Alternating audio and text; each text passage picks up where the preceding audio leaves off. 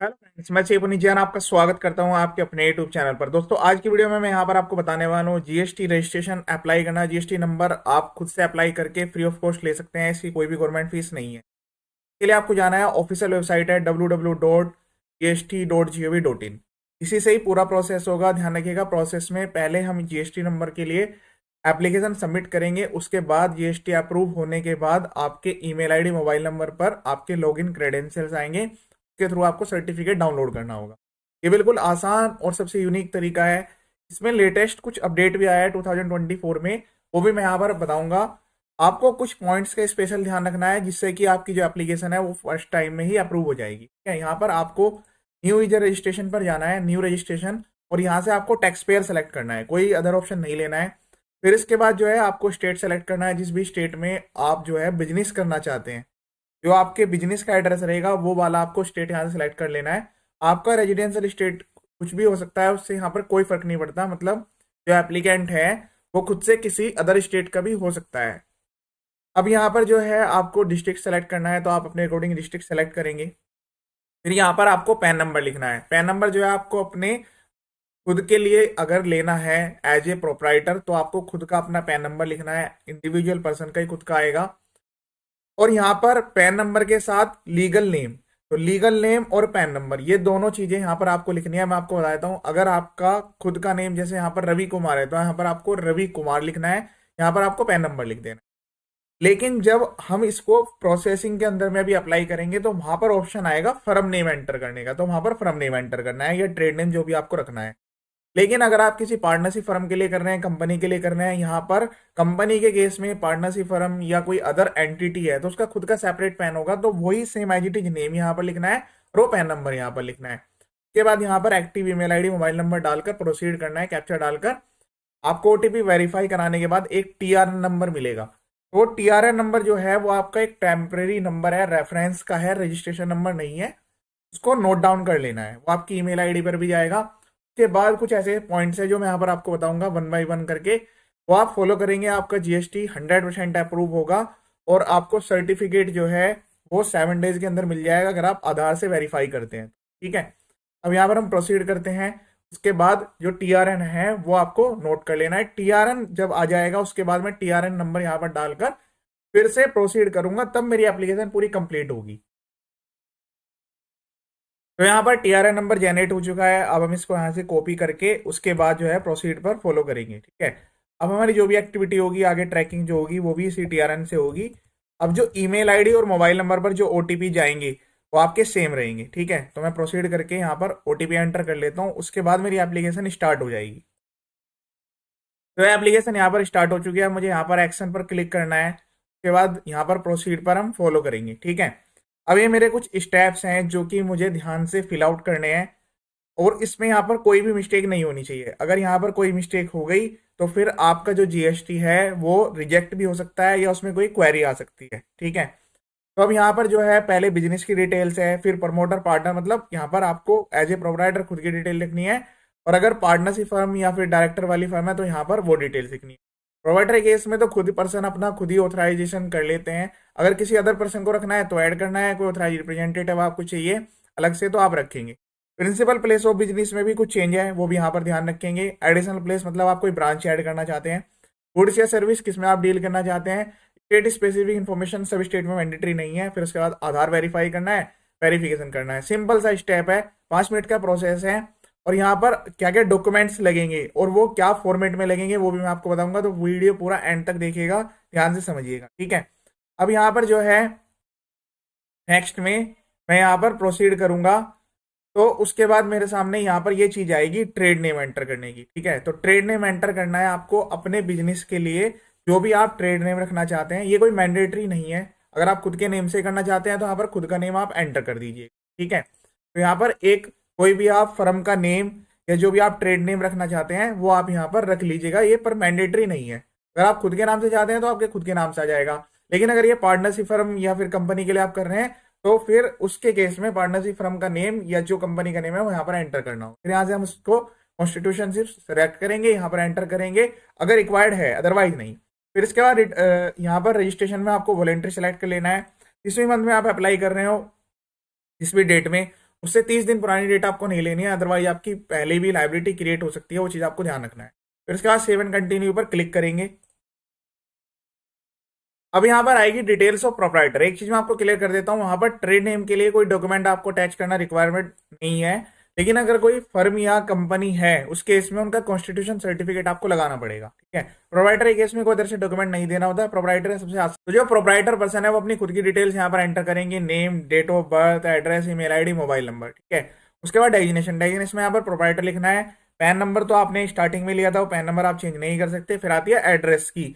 तो एड्रेस में आपको मैं बता देता हूँ, जो एड्रेस आपके आधार में है वही एड्रेस यहाँ पर मेंशन करना है, और वो किसी भी स्टेट का हो सकता है, उससे कोई फर्क नहीं पड़ता है, ठीक है। और लेकिन क्योंकि हम इसको आधार से वेरीफाई करेंगे, जिससे जल्दी से जल्दी हमें जीएसटी सर्टिफिकेट मिल जाएगा, तो कोई अदर अलग आप अलग एड्रेस डालेंगे तो उस केस में आपको प्रॉब्लम आएगी, आपकी जो रिजेक्शन हो सकती है। उसके बाद आता है एड्रेस। तो एड्रेस आपको यहाँ पर गूगल मैप से सेलेक्ट करना होगा, यहाँ पर मैप दिया गया है, उसमें आप अपना पिन कोड एंटर करेंगे या फिर जो आपका एरिया है वो एंटर करेंगे, तो उससे आपको थोड़ा आइडिया हो जाएगा। फिर उसके बाद वो यहाँ पर आपको सेलेक्ट करना होगा, सेलेक्ट करने के बाद वो डिटेल्स यहाँ पर आ जाएगी, बट लेकिन वो सब्जेक्ट टू समथिंग चेंज, आप उसको एडिट कर सकते हैं, पूरा का पूरा तो चेंज नहीं कर पाएंगे, जैसे पिन कोड, स्टेट, ये वाली चीजें तो नहीं कर पाएंगे, बट बाकी चीजें अगर आपको जैसे एड्रेस में बिल्डिंग नेम, फ्लोर, ये सब चीजें करनी है, ये सब चीजें आप एडिट कर सकते हैं। और लैंडमार्क या सारी डिटेल डालना मैंडेटरी नहीं है। जो यहाँ पर रेड फील्ड्स हैं वो सबसे ज्यादा इंपॉर्टेंट है और वही यहाँ पर डालने जरूरी है, ठीक है। फिर उसके बाद जो है यहाँ पर आपको डॉक्यूमेंट्स अपलोड करना है, फोटोग्राफ।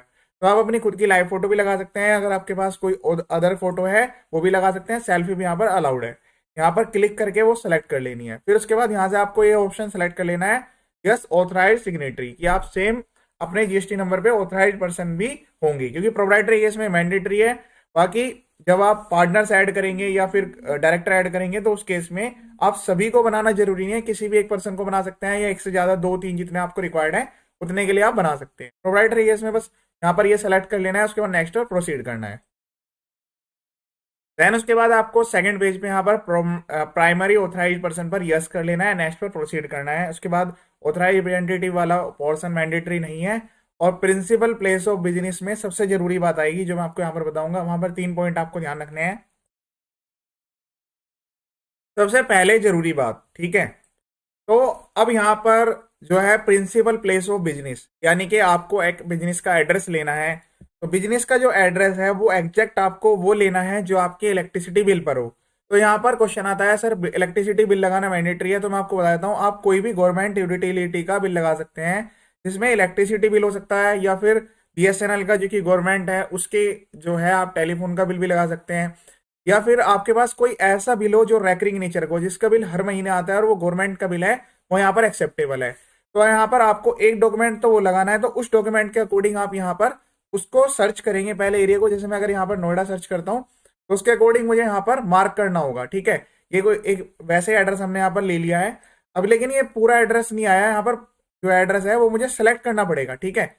तो अब यहाँ पर जो है, जो भी आपको एरिया लेना है उस एरिया के अकॉर्डिंग आप यहाँ पर चीज सेलेक्ट करेंगे, वो एरिया जो है आपका यहाँ पर आ जाएगा। जैसे अगर मैं यहाँ पर देखिए, यहाँ पर मैं ले लेता हूँ, अगर यहाँ पर दिल्ली ले लेता हूँ मैं।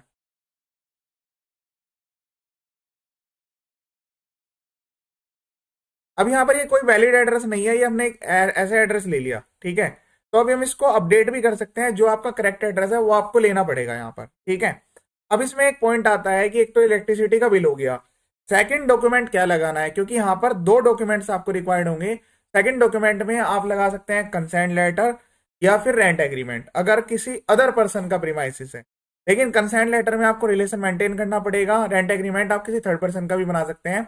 रेंट एग्रीमेंट और कंसेंट लेटर का जो फॉर्मेट है इस वीडियो के डिस्क्रिप्शन में आपको मिल जाएगा लिंक, वहां से आप डाउनलोड कर सकते हैं, ठीक है। वो कोई ऐसा नहीं है कोई फिक्स है, आप खुद से भी उसको ड्राफ्ट कर सकते हैं या कहीं पर भी जाकर उसको लिखवा सकते हैं। हिंदी में भी हो सकता है, इंग्लिश में भी, या जो जो भी आपकी लोकल लैंग्वेज है उसमें भी हो सकता है, ठीक है। अब यहाँ पर एक चीज का ध्यान रखना है, उस कंसेंट लेटर या फिर जो रेंट एग्रीमेंट है उसको आपको नोटराइज भी कराना है और वो स्टैम्प पेपर पे होना जरूरी है। उसके साथ साथ जो एड्रेस एग्जैक्ट इलेक्ट्रिसिटी बिल पर लिखा हुआ है वही एड्रेस आपको यहाँ पर लेना है, ठीक है। अब मैं इसको यहाँ पर ऐड कर लेता हूँ, क्योंकि ये कोई वैलिड एड्रेस नहीं है, ये यहाँ पर गूगल कोड से खुद से आया है। तो आप ये पूरी चीजें यहाँ पर जो है चेंज कर सकते हैं, इसमें कोई दिक्कत वाली बात नहीं है। बट जैसे पिन कोड है, पिन कोड सेलेक्ट हो गया तो आप यहाँ पर पिन कोड से चाहते हैं तो पिन कोड से सेलेक्ट हो जाती है, बाकी सारी चीजें एडिटेबल है, वो एडिट कर लेंगे। पहली चीज मैंने आपको बता दी। सेकंड चीज इसमें आएगी जुडिक्शन। तो अगर आपने गलत जुडिक्शन सेलेक्ट कर लिया जीएसटी रजिस्ट्रेशन अप्लाई करने के लिए तो भी आपका जीएसटी रिजेक्ट हो जाएगा। अब आपको यहाँ पर किसी भी पर्टिकुलर स्टेट के लिए देखना है तो क्योंकि आप जैसे पिन कोड डालेंगे उसके यहाँ पर स्टेट वार्ड्स आ जाएंगे, तो स्टेट वार्ड आपको उसके अकॉर्डिंग सेलेक्ट करने हैं एरिया वाइज। एरिया वाइज क्या करना है, स्टेट वार्ड सेलेक्ट करने के लिए जो भी रेस्पेक्टिव स्टेट की वेबसाइट है उस पर जाना है। जैसे अगर मैं यहाँ पर दिल्ली की बात करूँ तो यहाँ पर डीवैट की साइट है, यूपी के लिए कॉमटैक्स की साइट है, तो उसकी साइट पर जाना है और वहां पर चेक कर लेना है कि ये एरिया किस जगह पे फॉल करता है, उसके अकॉर्डिंग यहाँ पर वार्ड सेलेक्ट होगा। ठीक है, तो यहाँ पर मैं अभी दिल्ली के लिए आपको वार्ड दिखा देता हूँ। तो आपको भी इस टाइप से सेलेक्ट करना है। यहाँ पर अब देखिए यहाँ पर आ जाएगा, तो इसकी रेस्पेक्टिव साइट पर आप जाकर चेक करेंगे तो यहाँ पर जोन में बटे होते हैं, अलग अलग जगह पे अलग अलग तरीका है। फिर आप जैसे यहाँ पर क्लिक करेंगे तो आपको पता लग जाएगा यहाँ पर कौन कौन से एरियाज कवर है। इस टाइप से आप इसमें वार्ड का पता लगा सकते हैं और यहाँ पर पिन कोड डालने के बाद ये चीज ईजी हो जाती है। अब सेकंड चीज आती है इधर स्टेट का वार्ड। फिर आप जो है सेंटर का वार्ड कैसे सेलेक्ट करेंगे, क्योंकि दोनों आपको खुद से सेलेक्ट करने होते हैं। इसलिए यहाँ पर सेंटर का लिंक दिया हुआ है, एक्चुअली सीबीआईसी जो ऑफिशियल वेबसाइट है तो उसका लिंक है। तो उस पर जाकर आप जुडिक्शन पर आप क्लिक करेंगे तो वहां से आपको जो है सेंटर का वार्ड पता लग जाएगा कि क्योंकि इसमें यहाँ पर सब स्टेट कवर है। अब उसके बाद जो है यहाँ पर आप जाएंगे सर्विसेज में तो यहाँ पर आपको नो योर जुडिक्शन करके मिल जाएगा, उस पर आप क्लिक करेंगे और यहाँ पर आप अपना स्टेट देखेंगे कि कौन सा स्टेट है। अब जैसे दिल्ली के लिए अगर हम देखना चाहें उसके बाद यहाँ पर जोन्स में जाएंगे, आप यहाँ पर सारी डिटेल्स आपको मिल जाएगी। तो ये दोनों चीजें आपको सेलेक्ट करनी है सही तरीके से। अब इसके बाद थर्ड चीज आएगी, थर्ड भी मैं यहाँ पर आपको बताकर चलूंगा, अटैचमेंट्स। तो यहाँ पर जो अटैचमेंट्स है वो आप कंसेंट लेटर और रेंट एग्रीमेंट तो मैंने बता दिया था। अगर आपका खुद का घर है तो आप ओन सेलेक्ट करेंगे, लीज्ड है तो लीज्ड, शेयर्ड है तो शेयर्ड, या कोई अदर अगर आपका कॉन्टैक्ट हो रखा है तो वो आपको यहाँ पर सेलेक्ट कर लेना है और उसके बाद अटैचमेंट लगानी है। यहाँ पर दो डॉक्यूमेंट अटैचमेंट में लगेंगे, तो इनमें से जो भी आपके पास दो डॉक्यूमेंट है वो आप यहाँ पर लगा सकते हैं, कंसेंट लेटर का फॉर्मेट और दूसरा यहाँ पर जो है रेंट एग्रीमेंट का फॉर्मेट आप लिंक से डाउनलोड कर सकते हैं।